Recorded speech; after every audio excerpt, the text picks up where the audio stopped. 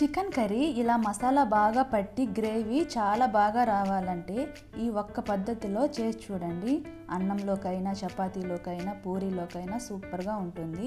ఈరోజు మనం spicy chicken gravy curry ఎలా చేయాలో చూపిస్తా రండి. ముందుగా 1 కేజీ చికెన్ను తీసుకొని ఇందులో ఉప్పు, కారం, కొద్దిగా ధనియాల పౌడర్, ఫ్రైడ్ ఆనియన్స్, అల్లం వెల్లుల్లి పేస్ట్, పసుపు, నిమ్మరసం, కొద్దిగా కొత్తిమీర వేసి బాగా కలిపి పక్కన పెట్టుకోండి.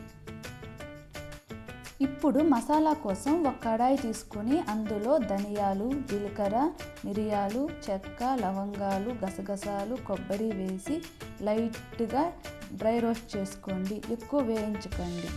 వీటిని బాగా చల్లారించుకోండి.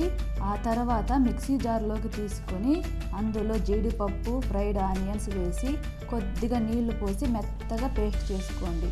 ఇప్పుడు స్టవ్ మీద ప్రెషర్ కుక్కర్ పెట్టుకొని ఫ్రైడ్ ఆనియన్స్ వేయించిన అదే నూనెలో మసాలా పేస్ట్ వేసి బాగా ఫ్రై చేసుకోండి. మసాలా పచ్చివాసన పోయి నూనె పైకి వచ్చే వరకు తక్కువ మంటపై బాగా వేయించుకోండి.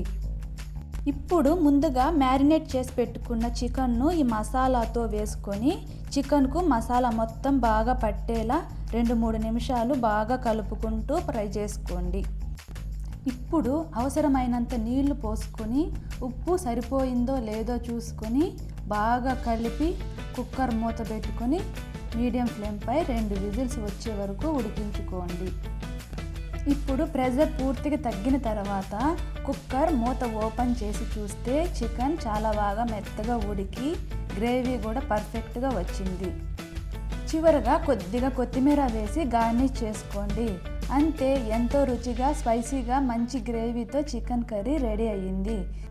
రెసిపీ నచ్చితే వీడియోకి లైక్ చేయండి. మరిన్ని మంచి రెసిపీల కోసం మా ఛానల్ను సబ్స్క్రైబ్ చేసుకోండి. Thank you.